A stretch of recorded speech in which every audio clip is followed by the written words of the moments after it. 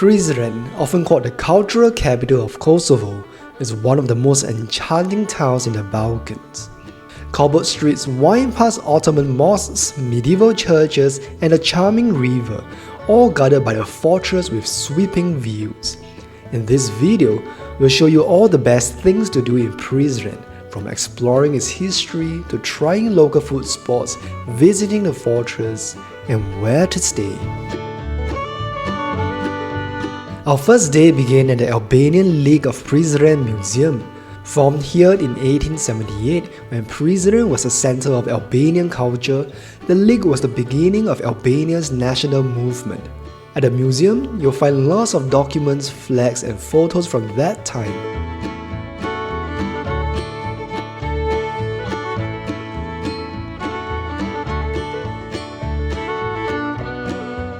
Till today, Albania and Kosovo share close ties, with many seeing themselves as one nation.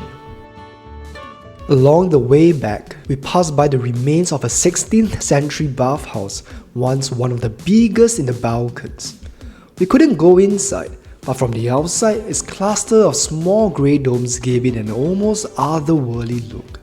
From here, we walked to the Sinan Pasha Mosque, one of Prizren's most famous sites.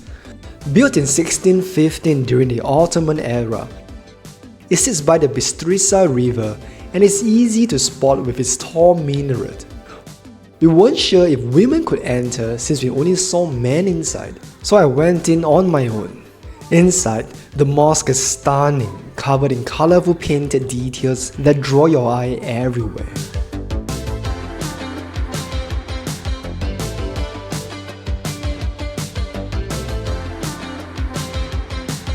While you're in Kosovo, you cannot help but come across Prince Coffee Shop. This cafe is often compared to Starbucks, but better.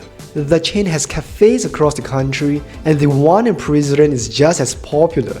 The prices are very affordable, the menu is big, and the coffee is actually not bad. Plus, there's always plenty of seating, making it the perfect place for a break. Another link to Prizren's Ottoman past is the old stone bridge, built to keep merchants and traders moving in the 16th century. Made of limestone, curving gently over the Bistrica River, the bridge is often seen as one of the most beautiful parts of town. It has a quiet charm that draws you in and makes for a dreamy spot for photos. For lunch, we went to a little eatery across the bridge that isn't even on Google Maps.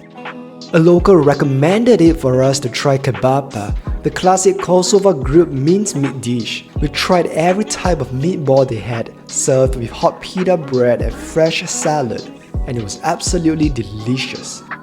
The place is tiny with just a few tables, and the owners keep it lively by blasting 80s hits. Amazing. When it was time for dinner, we picked one of the many riverside restaurants as a treat. It was well worth it, as our food came with enchanting views of the water, with the soft glow of the evening sky in the background.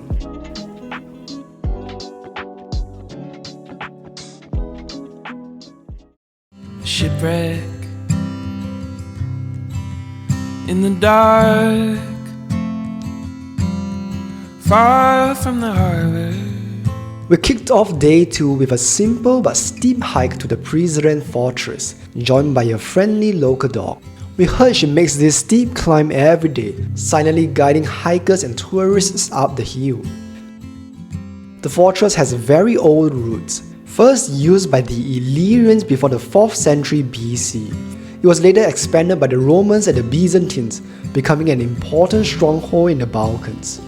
Today, it's free to enter, and you can wander the large grounds at your own pace, though some of it lies in ruins, and there isn't much information displayed. The best part has to be the panoramic views of the city and the surrounding mountains, making the hike worth it. Till you found me, I didn't know love till you set me free. Didn't know love. On the way down, we came across this 14th century Serbian Orthodox church which remains closed. Sadly, it was badly damaged during the 2004 unrest in Kosovo, along with many other Orthodox sites in the region. Back in town, the old bazaar is a short street lined with stores selling souvenirs. We grabbed a fridge magnet here, but what's interesting was the number of Albania-themed souvenirs, a reminder of the close ties between Kosovo and Albania. At the heart of Prizren's old town is Shadërvan Square, surrounded by shops, cafes, and a famous burek shop. The old water fountain here is a protected cultural monument, and legend has it that if you drink from it, you'll return to Prizren. Surprisingly, there's a few small artisanal cafes tucked around the old town too. This one doubles as a flower shop, and we stopped here for a short coffee break.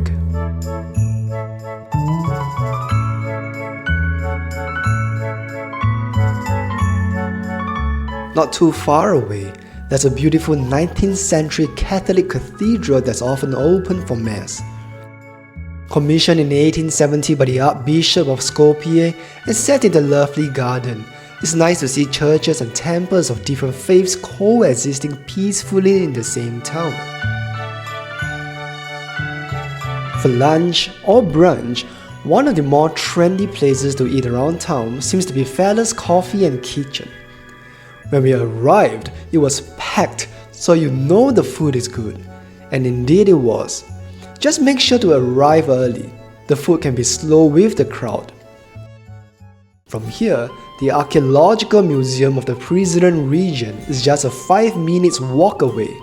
It's a hidden gem and surprisingly empty when we visited. Best of all, entry is completely free.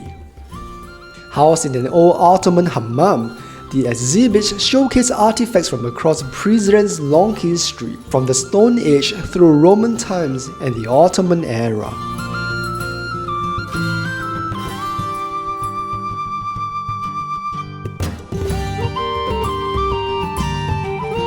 The highlight has to be the 17th century clock tower, which you can climb and offers incredible views of the city. Nearby is another beautiful 14th century Serbian Orthodox church and part of a UNESCO World Heritage Site. Also damaged during the 2004 unrest, is now closed off with barbed wire. Honestly, Prizren has such charm and authenticity that makes you wish more people would visit. It's not flashy, but there's something about the friendly people, the slower pace, and the little pockets of history around every corner. As we had our final meal by the river, we couldn't help feeling a little bit sad to leave. Maybe the legend of the fountain is true. Hopefully, we'll find ourselves back here one day.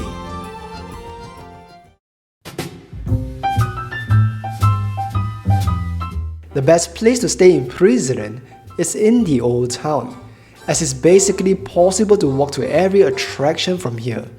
We booked a hotel that's only a 3-minute walk to the center of Old Town, and our room was cozy and the staff was super helpful. Breakfast every morning was also amazingly delicious.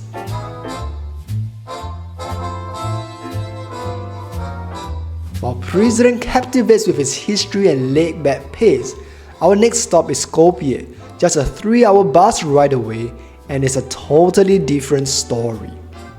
Flashy, modern, and often called the Disneyland of the Balkans, this was one of our wackiest trips yet. See it for yourself here.